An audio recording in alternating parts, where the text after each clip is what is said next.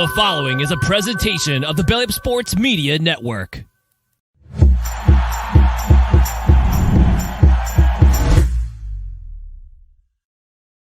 Welcome in, everybody, to another episode of the High Low Sports Podcast. We appreciate y'all for joining us here on this Wednesday evening, or if it is one of your favorite places to catch podcasts later in the week, it is always a pleasure to hang out and talk about what's going on in the wide world of sports with you all. It is DJ, joined as always by my co-host Kelsey. And you know what, Kelsey, it is draft night again, but unlike the last draft night we had, we're not going to be sticking around for 4 hours. This one, we're just kind of overlapping. We won't be diving too much into tonight's draft. Yeah, no, this one, honestly, after the first 14 picks, you're probably not going to recognize any names until 27 or so. Until, maybe late in the second round, you might see a last name of James pop up. You never know. But, yeah, this one is not going to be too intense. I'm not trying to do a 4-hour marathon again after I just got off a plane. That was not the ideal situation last time. Absolutely not. We won't be doing that as well. But the good news is people who are tuning in won't have to listen to just our voices this whole time. Is we do got a guest with us, a person we've known for quite a while too. We have TJ McKinley join us. TJ, we've known you for a while. Pleasure to have you come in here and talk a little bit about sports with us today. Thank y'all for having me on. Yeah, absolutely. It's absolutely a pleasure. And we're gonna go and jump right into it. We won't dance around too much. We'll go and start with, we recently had a championship hoisted up in the association. Celtics dominant playoff run, basically 16-3 or something like that, or whatever it was. Absolutely ridiculous playoff run. Won 80 games. What are your thoughts on the Celtics taking home banner number 18? I'll go. Oh, okay. Yeah. I think pretty much when the playoffs started, everybody expected it. The only problem everybody was expecting was the contract situation. As Jaylen Brown just got a massive extension, and now Jason Tatum won one. But when it comes to playoff success and winning the 18 banner, I think pretty much everybody seen it coming. They won 65, 66 regular season games. So pretty much when a team went over 60 plus wins, unless you the Golden State Warriors, you really was expecting them to win. So yeah, I expected it. I don't think I can see them repeating next year, but we'll have to see. Yeah, I mean, I think TJ hit the nail on the head there. I'm gonna take this down so I can be maybe seen a little bit. But no, I think you hit the nail on the head, man. It's crazy. You win 60 games and everybody's still doubting you through the playoffs. Like, you lose 3 playoff games and everybody was still doubting the opportunity. Now, don't get me wrong, I did say if it goes 7, it's going to be a Maverick series. But if it goes 7, it's literally a 50-50 shot at that point in time. I just want to, But beyond that, the Celtics, there's no reason the Celtics wouldn't have been the champions. It made no sense for people to be betting against them. So, I mean, I'm always a fan of anybody who wants to knock off the Lakers from a top spot in anything in the NBA. So, breaking that tie, giving them the 18, giving them one extra championship over the Lakers, I'm fine with. I don't, it doesn't bother me at all. I've been burned too many times by the Lakers as it is. So, what they did in the championship was insane. I mean, Jaylen Brown stepping up the way he did, Jason Tatum playing well. It's pick a guy on the team, they played well in these playoffs for the most part. Absolutely. I think Drew Holiday, too, kind of punched his ticket. Hey, guys, I'm a winning player. 2 titles in 3 years on 2 different teams as well. Derek White shaves the head and turns into an all-NBA caliber player. And Kristaps Porzingis gets hurt yet again, comes back for Game 5, and now it looks like there's a chance he might miss the start of the year, too, with a surgery. So it's absolutely wild run. They can't seem to catch a break. I kind of want to curious what your guys' thoughts are with Joe Mazzulla as well. He walks into a very weird situation as the head coach of that team after Ime Udoka's, for lack of a better words. And then he ends up as the head coach of the team after a finals run, gets to an Eastern Conference Finals, and then wins the finals of his second year, was almost on the hot seat, it felt like, if he wouldn't have wanted to. It's kind of curious. I'll let you go first, TJ. Has Mazzulla kind of established himself almost as an upper echelon coach, or is it almost right place, right time? As long as he don't pull that Doc Rivers, which is let me win the title with a stacked team with 2 or 3 Hall of Famers, then I'm going to get all these other jobs. But yeah. I think Mazzulla, he done established himself, but as long as this don't be a repeat of Doc Rivers winning the championship in 08 with Paul Pierce and them, if he repeat next year with the Celtics, he established. But if he pulled the Doc Rivers with Boston, he just won this ring his first or second year. Well, no, actually this is his first year, right, with Boston. Mazzulla's second, yeah, but Doc won in his first year, yeah. Yeah, first or second year, then he gonna be another Doc Rivers to me. That's just my opinion. I hope not. God, I have enough not nice things to say about Doc Rivers as a coach. Nothing against the guy won championships. I'm not going to take that away from him. But nowadays, the dude's not a coach at this point in time. It's just like, I'm here. I'm gonna ride my name recognition. I'm gonna ruin perfectly good teams like what he did with what you're seeing with the Bucks right now, for example. I mean, it's embarrassing. Like, I hope Joe Mazzulla has it figured out. But then again, you know what they say about guys that come from schools that aren't necessarily super high level college teams. They usually do pretty good in the pros as far as coaching goes. The winningest pro winningest coach in the pro level didn't play above D2 basketball. So kind of wild to think that's the best coach is not necessarily coming from a blue blood, if you will, for school. So yeah, Joe Mazzulla, West Virginia guy. I think it'll be fine. Just don't turn into a doc. That's all I ask. Since we're all on the same page there, I think we talked enough about coaching too, to where you can transition to the big hire. And JJ Redick, star podcaster who was in our role with just a little bit better credentials about a week and a half ago, is now heading to the Lakers in LA to coach the Lakers. LeBron, Anthony Davis. I guess it should be more surprise, but it doesn't even feel like it's a surprise anymore. It almost feels like it was just destined to happen after Mind the Game came out. So Kelsey, go ahead and lead the way on this one as the designated Lakers not fan. How we feeling, sir? You can say it. I'm a Laker hater. I am okay with that. I will wear it proudly. I've never liked the Lakers. I never will.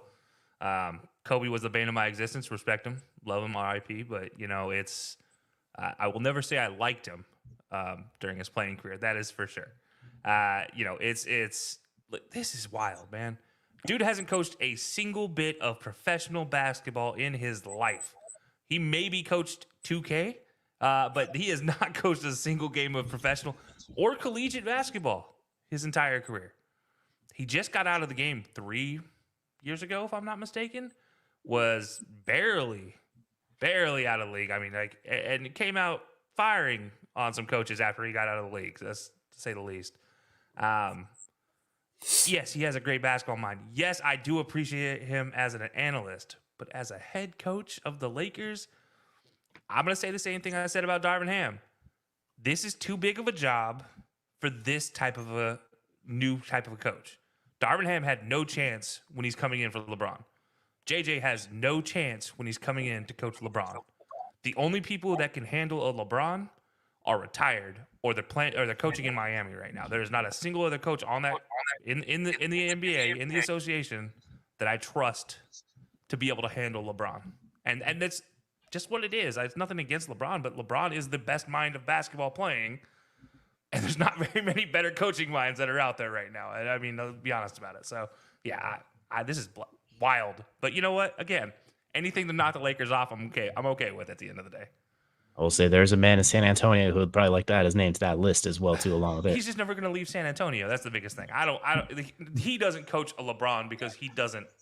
LeBron won't go to San Antonio is one. Two, Pop's not leaving San Antonio. So fix that. There's no way to fix that. You never know. Maybe he goes to join that 7'5" alien who's about to take the league over as well. You never know. He can opt out. I'm just saying anything could happen. I wouldn't bet on it, but anything could happen. No way. I can't do that.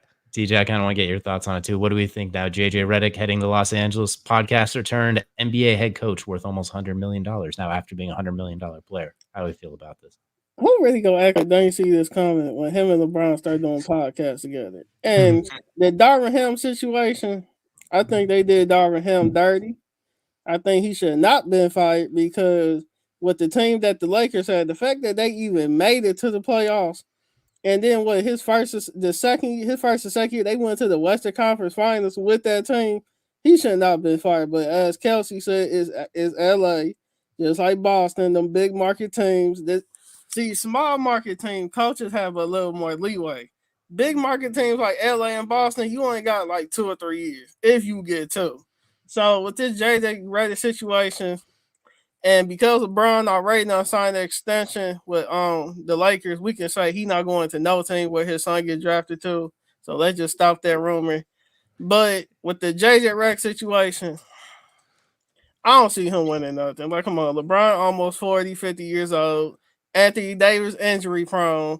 The rest of the team gonna be whoever the cheapest option. So the Lakers team, I think for this decade, they're not winning no more championships. So the JJ Redick hire, that's just for, you know how LA do. They want to hype it up. Oh, that's LeBron boy. You know, they do podcasts together. But come on now. JJ Redick not going to win anything with the Lakers. It's just something for the media to hype up. in my opinion. Here's a fun question for both of you too. Who lasts longer in LA, LeBron or JJ? Who leaves first? By choice is the Choice or no choice, escorted out or walks out on their own. Either way. I'm gonna say JJ lasts longer, and this is gonna sound wild, right? But I think LeBron might just walk out the door after year one. I think what he's trying to do is we're gonna see LeBron of 4 years ago next year. We're gonna see that LeBron, the guy who shut down one of the best teams to ever play the game and win a championship, the guy that led his team through the bubble to win a championship. Yes, say what you will about the bubble series, but you know what? It is still a championship at the end of the day. We're going to see that LeBron, that dominant LeBron, more so than we have in the last, I don't know, since 3 the bubble, years, really? I think it's safe to say. Yeah, since the bubble. I mean, really, even that was still kind of hit or miss. But, I think we're going to see a LeBron that wants to win a title, no matter who's on that team. I think he's going to be, JJ might win something this year, but it's not going to be because JJ coached this team to a championship. It's going to be because LeBron said, don't worry, coach, I got you. And AD was healthy, and Austin Reeves is knocking down 40% from three. That's going to be how this team wins if they're going to win. And so, I'm going to say JJ lasts longer because he gets a second year, he gets a second bite at the apple, but he's not going to get a second bite at the apple with LeBron. Is my biggest thing. In my opinion, I can see them both walking out at the same time. I see him, Genie Buzz, Rob Pelinka, all the AD leaving at all that one time. I give it 2 years. I give it, like Kelsey said, I'm gonna give JJ a second year, but all of them leaving at one time. In my opinion. Just imagine that 2 years, top 2-3 players go, head coach goes, GM goes, owner goes. They just completely clear house altogether. They flip everything right on its head. So, that's going to be very interesting. But we're talking big market team. If they can't hit shots this year, I expect JJ to step off the bench and be a player coach again, like Jerry West style, and just be like, all right, guys, don't worry. I'm coming in to knock down those corner threes that none of you want to shoot. I got you. I'm calling it now. We're going to see JJ Redick suit up at one point in time, but by injury or because his team ain't shooting well. Because he can still shoot. The guy can still shoot. There's no doubt about it. So, but calls an after timeout play and then he immediately rips off his suit right into a jersey that he already had pre-made and ready to go. Tries to Superman his way right onto the court. But we've talked big market team. I guess there's one other big market team to mention. We got the Knicks, but this time it's not just because they're the big market. It's because they made the biggest splash in the NBA today. The Iron Man himself, Mikal Bridges, going just kind of across the street from the New Jersey Nets to New York Knicks for 4 first-round picks, I believe, plus a couple conditional ones.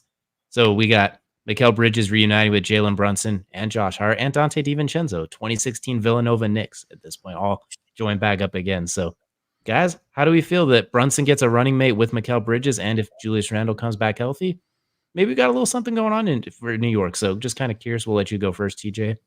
Does this make the Knicks even bigger contenders? Where do we think of the Knicks now after this trade? I think it's cute. We talking about New York. You know how with the Knicks especially. I guess they trying to pull the Villanova 4 horsemen. Let's see this thing with Thibodeau he can coach, especially a defensive team. This team, the way they constructed, it's gonna be cute. They might make it second round, might make it Eastern Conference, but they're not winning no ring. They're not going to. I don't even see them make it to the finals. It's cute, it's something for New York to get hype about. Yeah, they got Villanova, as they call them, the 4 horsemen. It's cute, but in my opinion, they're not going to do anything. Now, Thibodeau, either he gonna retire or he can still coach. But that team is cute. That's all I'm gonna say. It's cute. I gotta say, one thing I'm looking forward to is the complete clash of opposites. Does the Iron Man Mikal Bridges, who hasn't missed a game, hold through, or does Tom Thibodeau run another one into the ground like he's done with so many players too? I want to see which one of those two has to give. I'm curious, the immovable object or the unstoppable force. That's gonna be fun to see who cracks first. Yeah, Mikal Bridges ain't never missed a game. Never missed a game. In fact, he played 83 games the year he was traded because he then got traded and played the next day. Yeah, flew from Phoenix to New Jersey just to play again. Wild. The ultimate Iron Man. No, I will say, we're watching something in history with Mikal Bridges with the Iron Man thing. It's Cal Ripken-esque. But But there is a but here, and I'm not going to blame the players for this one at the end of the day. I might blame Julius Randle, but that's a different conversation. But I think this team is going to be good. They're going to be one of the top 3 in the East. Mm-hmm. But Thibodeau is not necessarily a coach that gets you to a championship. I think TJ is exactly right. This team has Eastern Conference Finals written all over it. Like, at the end of the day, this team is, I'd say, the top 2 teams on paper for young stars right now. I mean, maybe top 1, but it's hard to argue against Giannis or that whole Bucks squad. So, or anything for the Celtics. So, it's a great team. We're going to see probably a resurgence of the Knicks-Celtics rivalry. But it's still not going to be a team that wins a championship at the end of the day. And I think you're right, DJ. I think it's because Thibodeau runs somebody else into the ground, because while he's a great defensive coach, his teams suck offensively. Like, it is very much, all right, go play like you do on a playground, which is fine half the time, but in a playoff series, that doesn't necessarily get you wins. Superstar ball handler save us is not an offensive scheme. Yeah, exactly. Like, hoping Jalen saves you. Back in the day, Derrick Rose saving you. I mean, Ricky Rubio when he was playing for Tibbs, like, that wasn't even that good. So, at the end of the day, it's a situation where Tibbs is a great coach for 82 games. After those 82 games, he's good for 2 out of the 3, 4 wins you need. He's not going to be giving you 4 wins every series, though. And so it's tough for the Knicks, but I think Knicks fans are going to be excited. We're all going to hate them after the end of this season, because they're going to be back to yelling about how great they are and how wonderful that is for the rest of our years. But no, I think at the end of the day, it's a great team. It's a great move by the Knicks. Good for Mikal Bridges to get away from being just literally the only bright spot in Brooklyn. But it's a great team, just not going to be good enough. Not at all. Interesting enough with the Brooklyn Nets too is not only did they make that trade to load up on picks, they also traded with the Rockets to get more picks, and then signed Claxton to a $100 million deal. So not sure if they're trying to OKC it, or I'm not quite sure what's going on here. If they just want to have every draft pick for the next handful of years and see if they can get build that way, but I'm not really sure what's going on in Brooklyn. I guess they finally, it's crazy. 2 years ago, they had what people were calling the best duo in the NBA with Kyrie and Kevin Durant plus James Harden, and now look where it's at as well. It's amazing how it comes crashing down. And Kevin Durant, they traded to where he wanted to go. James Harden, they traded him where he wanted to go. Mikal Bridges, they traded him where he wanted to go. Kyrie, they said, "Nah, fam, you're going to Dallas." Kind of funny when you look at it. Yeah, and now Kyrie's having the time of his life in Dallas. Who would have thought? And he had the time of his life up until about 2 weeks ago, maybe. But. Yeah, that's fair. While Harden, on the other hand, has left his destination, and KD can't win a playoff series. Yeah, or playoff. KD can't never carry a team. I don't like that narrative of KD. They trying to act like he was carrying them OKC teams. Like, dude, you do know Russ was dropping 20 plus with you, right? Like, you wasn't yeah, KD was the mega star, but KD's is overrated to me. I'm gonna be honest with you. You take away them 2 Golden State Warriors teams, just like LeBron, just like how LeBron needs super teams, KD also needs super teams. So I guess it's cute though. I think you're right. Like, you look behind me, you see superhero stuff, right? So for me, KD is a Batman, and if you wonder what I'm talking about, yes, he's a superhero, but he always needs a sidekick. He always needs a Robin. He needs a Nightwing. He needs those guys to succeed. Batman needs those guys. KD needs those guys. It's just what it is at the end of the day. KD needs somebody who's a ball handler. He's not. They did a series back when his shoes released, the KD 4s released, about KD is not nice. That was the theme for his shoes that year. And the whole purpose of it was to be like, oh, he has a killer instinct. He's great. He doesn't. And that's okay, because he's a great scorer, very much like Carmelo in a lot of ways in his ability to score. But he is also too much like Carmelo in the fact that defense doesn't necessarily mean a whole lot to the guy. Passing the ball doesn't necessarily mean a whole lot to the guy. But scoring, winning, that means a lot, but he needs somebody to handle the ball, to distribute it properly, to make the right decisions at key times to get you over the hump. But yeah, KD's never going to be that guy, and that's okay. He's going to be one of the greatest scorers we ever saw, but he's not going to be that guy. That's perfectly fair. And you know what? This is complete sidetrack. This was not planned, but I just thought about it, what we're talking about right now. I saw a post on one of the social accounts too. It has all these hypothetical teams with an addition. So I'm gonna list them off. And we're gonna pick which one we take. We're gonna do that 2012 Thunder team, the one with Russ, Harden, Kevin Durant, but you add Prime Shaq on it. The 2013 Heat, but you add Prime Nikola Jokic on it. The 2016 Warriors, but you add Joel Embiid. Of those three teams, which ones are we taking? I'm taking that OKC team because every time they miss, Shaq gonna be right there. That team scoring 100 on every. That what you say? Jokic on Miami. Yeah, Jokic on the 13 Heat, and then Joel on the 2016 Warriors.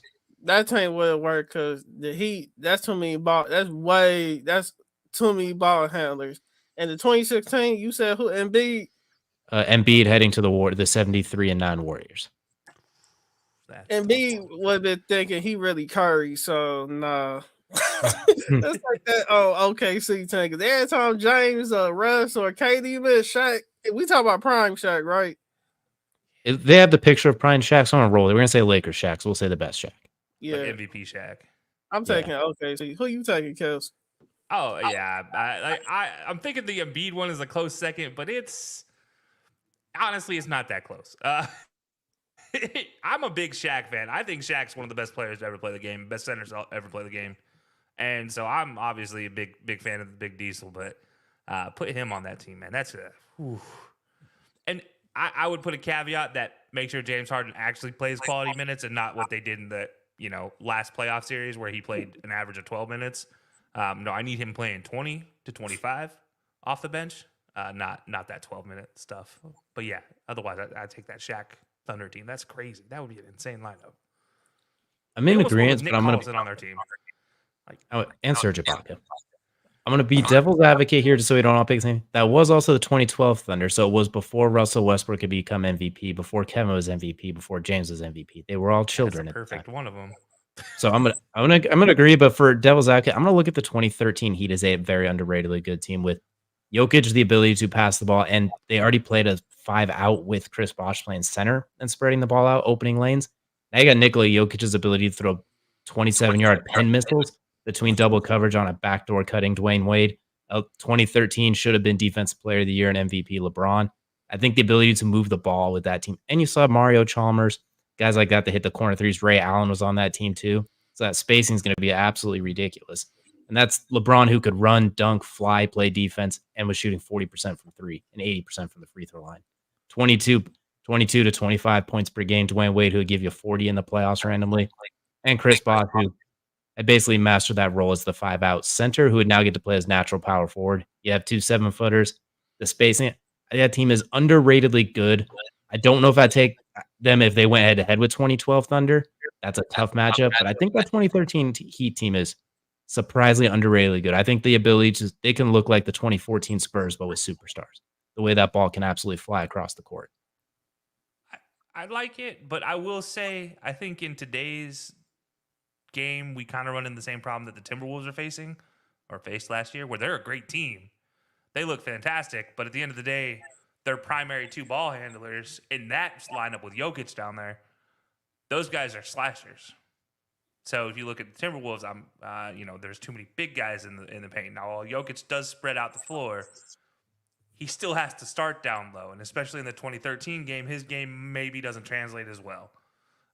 Whereas Shaq's game pretty well translates across the board up until about 2015, 2016, where you had Curry and the Warriors, which is also why I think the Warriors might be close, because Embiid's a pretty good shooter at the end of the day. We try and make it the splash triple too.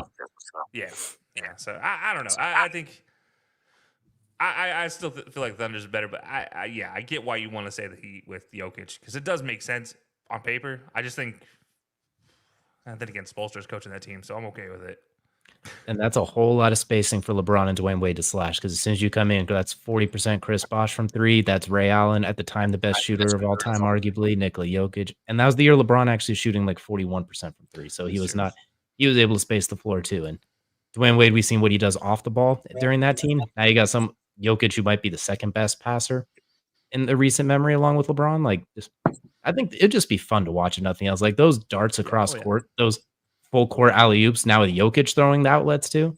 If nothing else, it's gonna be prime time. But the one I'm not as concerned with is the 2016 Warriors because I feel like when Joel Embiid gets the ball, he's a 7'2" two guard sometimes. He gets the ball and starts putting on dribble moves at the damn elbow, and the ball doesn't move. Which I think with the Warriors, what made them so good that year was that ball with Draymond, all of them was kept passed around. So, you know what? I think if only we could somehow make this happen. 2K need to do something like, well, not 2K, but they need to find a way to do it one way or the other. So, just want to throw that one out there. I thought that'd be pretty fun. But before we move on to the NFL, I want to check in. Today, though, real fast, just the game today would have been completely different if Jokic had played for that Heat team. Could you imagine everything they tell you not to do in basketball with a skip pass along the baseline? How many times we'd see a skip pass along the baseline from side to side of the court, or no cross court pass? Okay, well, Jokic just threw the seventh cross court pass of that exact possession. Like, would the game today, like how Curry's changed the game? If that team existed with Jokic, I couldn't even see where we're at today. We'd probably have another white chocolate type of thing, or the Sham God type of situation with all the passing. Like, it would be the silliest looking thing in the world compared to what we see today, which is still in its own right pretty crazy to watch. But yeah, sorry, I'm just thinking of the passing game now. Like, it would be an insane game of like Connect Four type of thing. Ball movement would be unparalleled. But before we jump off of basketball, I just want to check in. Was there anything else in basketball we want to touch base on before we head over to the NFL? Malcolm Brogdon to the Wizards. Poor Malcolm Brogdon. Figured I'd throw that one out there, considering we have all the other NBA news. Yeah, that's a rough one for him. But next, we'll go and chat a little bit about the NFL. And TJ, I just want to check in. What is your favorite team? Is it the Browns? Do I see a Cleveland sweatshirt right there? Mm-hmm. All right, we're right on top of so. What do we think about these moves now? I mean, bringing in Jerry Jeudy, bringing it, kind of running back the whole squad for the most part, bringing Jerry Jeudy, pretty good offseason as well, too. On paper, that team looks absolutely jacked. How you feeling about the team moving forward this year? We being the longtime Browns fans and all them losing seasons. If everybody can remain healthy, I think we can make the Super Bowl. I'm trying not to be naive. The only problem I see happening is either Deshaun Watson go pull that injury bull like he did last season, Myles Garrett go get injured, which is because the Browns had one of the top defenses last year because the offense was horrible. So I think that the players that we drafted and the talent that's coming back on both sides of the ball, I believe we can make a run for the Super Bowl. I just think when it comes to it depends on how is the Browns about to become a passing offense or we gonna go back to running. Is Nick Chubb injured? He's supposed to be coming back, hopefully, maybe not right away, but I think he's on the right track, is what they're saying. Week 3 is projected. Okay, we gonna become an offense like, let me just throw a team out there. Peyton Manning. The Peyton Manning Colts, they was pass, run, pass. Are we gonna become a team like that, or we gonna become a smash mouth team, just running the ball like old school football, just running nonstop? It all depends how the offense is gonna be. How Stefanski is going to shape the offense. Defense, I'm not too worried about defense. We going to be, I think once we get our linebacker core up, because I think that's the only part where the Browns are slacking is the linebackers. So the DBs, we good. D-line, we always, with Myles Garrett and any other player they put with them, we going to be good. But offensive line, I think we good. Wide receivers, it all just comes down to how they going to run the offense. Like, it's going to be pass and shoot, smash mouth, West Coast, like it all depends on how the it's gonna be 4 out. You know how offensive. So basically, I'm just worried about how Stefanski and the offensive coordinator how they're going to do the offense. Other than that, Brown's going to the Super Bowl with the roster we got. Do you think it's with Watson at quarterback, or do we see Winston coming at quarterback instead? Don't put that curse on him. You're wrong either way. I think Jamie can come in and when if Watson go down, it depends on when. If Watson stays healthy, we're going to the Super Bowl, at least a championship. I'm trying to remain not naive.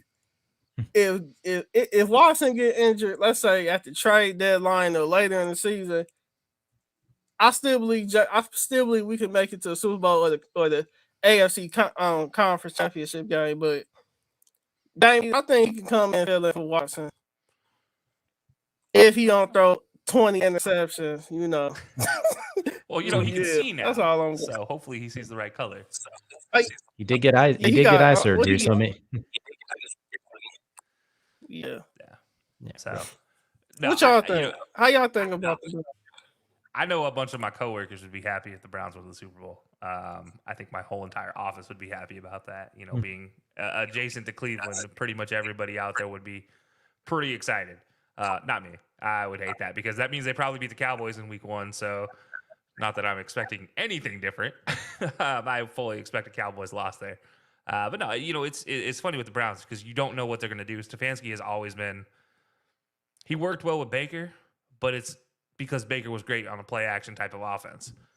And when you saw Baker try to have to make different plays and being injured and not really given an opportunity, that obviously didn't work.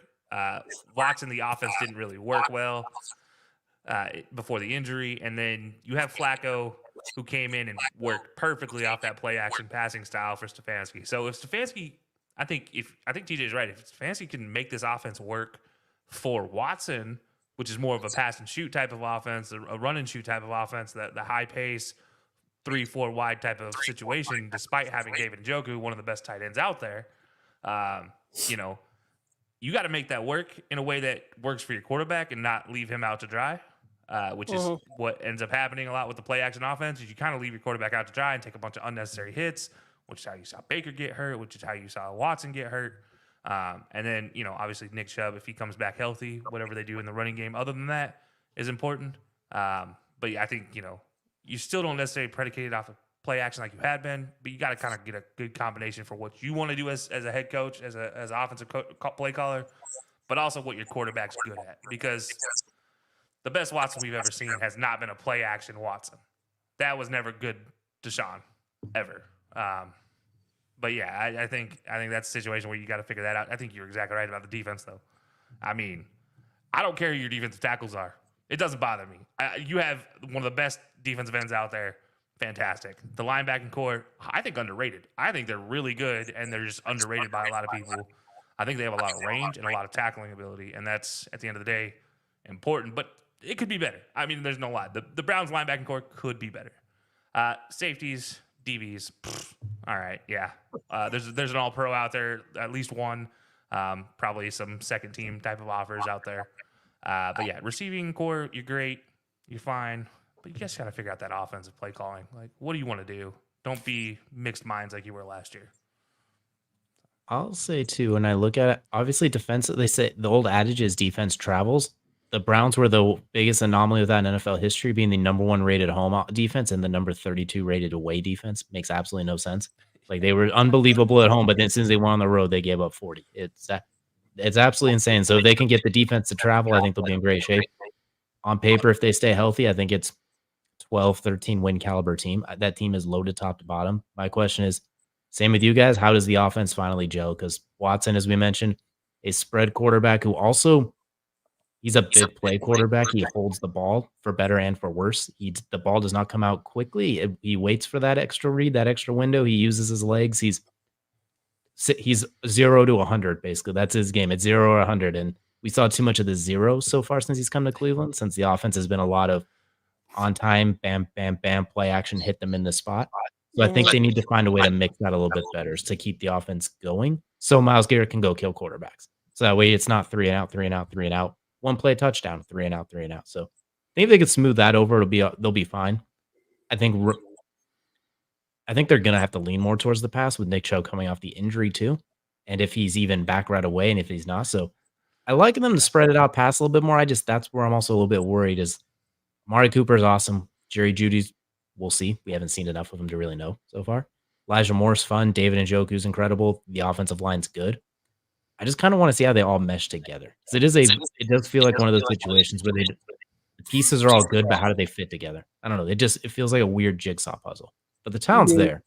I also like Jameis Winston if he does have to come in, because I think he can run that play action under center, get the ball at that. But if he has to, if they go to that, just styles make offenses sometimes. Not saying he's better, but he can see now. And when he couldn't see, he was still able to throw 30 touchdowns at 5,000 yards, just bombing it away blindly in Bruce Arians' offense. So I'm curious. I think on talent, they are loaded. But then again, they got to stay healthy and everything has to click. I still have questions. Deshaun's given you 15 games since he got traded in 3 years, something like that. Like you can't, if that's what you're relying on, that's not great necessarily. And he That's has too much money for that. like that's where I'm a little bit concerned. Yeah, like the biggest cap hit in the NFL, if I'm not mistaken, this upcoming year. Yeah. So I think if that can click, that's a 13-win team pretty easily. If that can click, or if they can just run the same offense they did last year, but he stays healthy the whole way because he could game manage like he did in the first 5 or so games where it was ugly, but they still won. So Yeah. Also, don't sleep on Isaiah Ford at running back. I know now he's going to be the number 2, I believe, in full-time capacity as a number 2, probably the number 1 until Chubb is healthy. But man, that dude can bust one off for a touchdown real quick. I mean, I shouldn't say for a touchdown. He can at least give you 30, 40 yards before he gets caught because he gets to second gear and there's no third gear on that engine. It's just second gear and then he stops. But he's still a great running back. Still of a draft that 3 years ago that they got him. So I mean, I think he's a great player. He'll fill in great for Nick Chubb, and that offense. If they can figure out how to balance it, that's all. That's the biggest part of that offense. I think Deshaun's legs being involved in like the quarterback run game, especially in the red zone. We saw it in like week 1 against the Bengals when he ran for that touchdown, but after that it was mitigated because those injuries started piling up quickly. So if they could find a way to integrate that without Deshaun snapping in half, I think that could be something that helps him a lot as well. That's since we did great in Houston and at Clemson too. So we've kind of talked a little about Cleveland, but TJ, I want to check with you. Who's one team right now you're looking at that you think is going to surprise some people? Like maybe a team that was bad last year is like, oh damn, that team might surprise some people, like we saw Houston do last year, Jacksonville do a couple of years ago. Just that team that comes out of nowhere and surprises everyone. I don't want to say the Bengals because that's gonna sound cliche because I'm in Ohio. So let me pick a different team. I don't. It's let's say the Cardinals. I'm gonna pick the Cardinals. Is the Cardinals going to get back to playoff contention with what's his name, Kyler Murray? Because I feel like the past 3-4 years, Kyler Murray it's like he was going up, and now he mid going. Like, what is Kyler Murray like? Is he still that franchise quarterback to say for the Cardinals, or is he just another quarterback in the league? So I'm gonna go with the Cardinals because I feel like 5-6 years ago they was the team. They was saying Super Bowl for them, but now it feels as if they're just a mid tier or I'm gonna go with the Cardinals. I don't know if Kyler Murray. I want to see Kyler Murray go back to that undefeated quarterback that he was. Now I feel like he's just another quarterback in the league. Like, you haven't heard much of the Cardinals. I mean, yeah, they probably get a few buzz here and there, but I want the Cardinals to go back to being that. Because, Cardinals for a long time, like the Browns was a bad franchise, But yeah, the Cardinals, I'm going to pick that team as the surprise team for me. Yeah, absolutely. That's a good one. New jerseys, so look, you get new jerseys in a season. It seems to be your team has a pretty good shot at the playoffs. I'm just going to throw that out there. Detroit last year being a perfect example.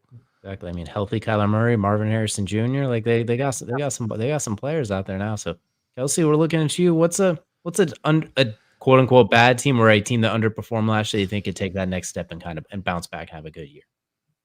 God, I hate every team. All right, let's throw one out there that's kind of wild, maybe. I don't know.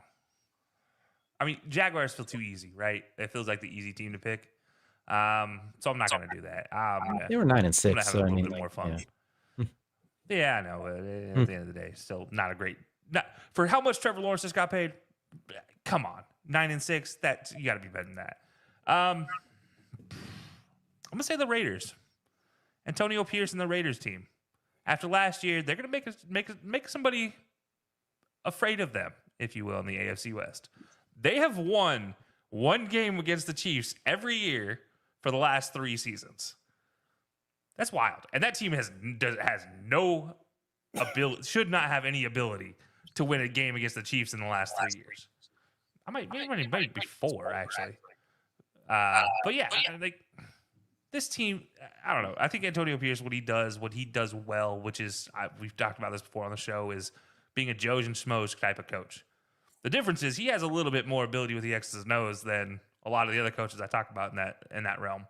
And Joes and Schmoes coaches get the best out of their players. Gardner Minshew will be the best quarterback for an Antonio Pierce coach team. He just literally fits Antonio Pierce except for on the offensive end. Just take what he did as a linebacker and move him over. It's a hard-nosed team. There are question marks, but I think Devontae Adams being number one on that question mark, will he have a resurgence? If he does, there is no reason to expect this team not to be good, because who can really match up with Devontae in a telephone box? There's not a whole lot of teams that have a corner that can go sit out there and try to guard him one-on-one. His separation ability is second to none. Maybe Keenan Allen is the second closest, who's still probably lost a step after, actually, but still is fantastic. So Devontae, I think, is a big reason why this team's going to be good. But then you add in, there's a few different options there at tight end. You have Mayer. You also added Hunter, Harrison Bryant. The rest of your receiving core is good.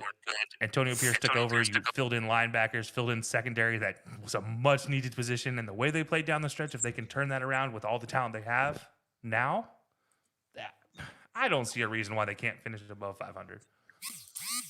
It's very possible. That defense, that front five, especially going after the quarterbacks of Christian Wilkins, Tyree Wilson, if he can stay healthy, and Max Crosby is going to be ridiculous. So it's very possible. I didn't even want to bring up Max Crosby because that's not to cut nobody off. The Hawks selected, how you say his name? Zachary Ricochet. How you say his name? Yeah, the guy from France, right? Yeah, like the 6'9" forward. Like that's, we'll see. It's still the Hawks nonetheless. Too. It's still the Hawks. I will wait and see with them for sure. It'll be very curious. I think if Trae Young's got to kind of get back to form from a couple of years ago too. Fewer threes, more floaters, and I think we'll see. We'll see what the Hawks can do for sure. But that's probably the safest pick for them at the top for sure. But good player. That's the team I want to know. Put Jabari in more. That's their answer. Yeah, that's the thing. I think the last pick I'll make, the surprise one. I think the Panthers are going to be underratedly better this year, mostly because they can't get much worse. And that division kind of stinks as it is too. They had bad offensive line play and bad receivers last year.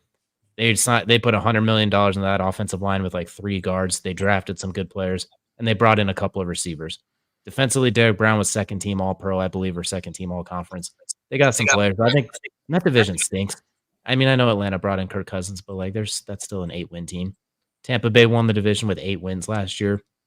The Saints won 7 with all they're all pretty lackluster. So I think the Panthers have as good a shot as anybody to be decent. Look who you're competing against, really. You just have to be the prettiest pig with makeup at that point too. There's not a whole lot you're competing with out there. But we'll go ahead and round out the NFL talk here with probably the inverse of that question. Every year there's a good team, a playoff team that takes a dump the next year and falls apart. Last year I'm looking at the Giants, the Vikings, teams like that. DJ, leading the way with you. Who's a playoff team last year that's going to just take a dump this season, fall out of the playoffs completely? Kelsey, I'm going to let you go first. I got to think about it. Oh, this is too easy. Oh, too easy. Dallas Cowboys, number one. My own team, the Dallas Cowboys, are going to screw this up somehow. They have all the talent in the world. You brought back Zeke for some reason. I don't know why. You didn't address anything in the offseason. You were a good playoff team last year. You were a team that should have done more. You get Trayvon Diggs back, but you still didn't do anything to help him. You have to hope he's going to come back and be good. You got rid of your number 2 corner there. Are you going to rely on the same type of flash in the pan corner that led the league in picks last year, especially in pick sixes? No, that's not going to happen. So, yeah, the Cowboys didn't do enough to try to figure out their team. So that's why I'm going to say the Cowboys are the biggest disappointment. And no surprise that me, as a self-hating Cowboys fan, picks the Cowboys to suck. You know what? You own it as well as anybody. But I'm going to go a little bit out on a limb here. And I'm going to go ahead and say that the Houston Texans might have a chance to take a little bit of a step back. I think you have CJ Stroud. You brought in Stephon Diggs. On paper, it looks wonderful. I do think they have a chance. It's just like the Jaguars was last year. They had a playoff run season, won a playoff game, brought in Calvin Ridley. We all thought they were ready to roll. They took the step back too. That division's really surprisingly good with Jacksonville, Indy, Houston, even Tennessee to a lesser degree. If Will Levis can put down the video phone and quit putting the mayonnaise in his coffee, I think they can make a little bit of noise too. So I think the AFC South is going to be really good. So I can see Houston being a team that might take a little bit of a step back. Not a big one, but I think they could possibly have, and they have a first place schedule as opposed to a last place schedule, and they're not surprising anybody this year. They're not going to sneak up on anyone. Everyone's looking them square in the eyes like, no, there's not this time. So, DJ, we'll let you go and wrap us up on here. Which NFL team do you think is potentially set up to take a dump next year after having a good season this last season? I'm going to give it Green Bay. Now that I look, I have to remember the teams that made. I'm gonna give it Green Bay. I think that team was a fluke. I believe they was last year when they made it. I think they still in that post Aaron Rodgers era. They still in like kind of rebuild mode a little bit. So I'm gonna give it Green Bay. That's a very fair one too. We've only seen a handful of games of Jordan Love. We don't know if it's sustainable or if it's a flash in the pan in a very shaky NFC, is what we'll say it was last year. Outside of San Francisco and Dallas, it was very shaky after that as well. So just wanted to check into with anyone if there's anything else we didn't talk about, if there's anything else we wanted to touch on, or if we're feeling pretty good about all those right now. Oh yeah, the Rockets selected Reed Shepherd. So they didn't. That's a smart pick. That's a good pick. Yeah, good on the Rockets. I'm surprised they didn't trade the pick, honestly. Yeah, but yeah. No, I mean, if you guys haven't checked it out, check out our all our social medias. Check out TJ over on Twitter. It's Mr.TJ_Savage, if I'm not mistaken. Is that correct, TJ? Yeah, you can find me on LinkedIn and YouTube, TJ McKinley. But yeah, you can find me on Twitter at Mr. TJ Savage. Awesome. Yeah, this was great. We greatly appreciate you, TJ, hanging out with us, talk about a little bit what's going on in the world of sports. It's a pleasure to get to hang out with you, chat a little bit too. Get to finally talk to you face to face, just on Twitter as well. It was an absolute pleasure. And we thank all of you too for watching with us or listening on your favorite podcast places. And we will see you all again next week.